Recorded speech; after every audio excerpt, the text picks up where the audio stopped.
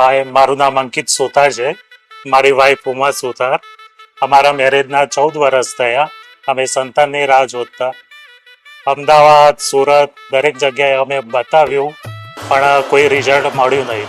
પછી મારી સિસ્ટરના થ્રુ અમે મા ગાયનેક હોસ્પિટલમાં હિંમતનગર આવ્યા.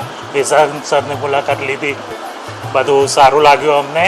સ્ટાફ બી સારો છે, સર બી સારા છે, અને આજે અમને રિઝલ્ટ મળ્યું છે. એ બદલ અમે સ્ટાફ અને વિશાલ સરનો આભાર માનીએ છીએ.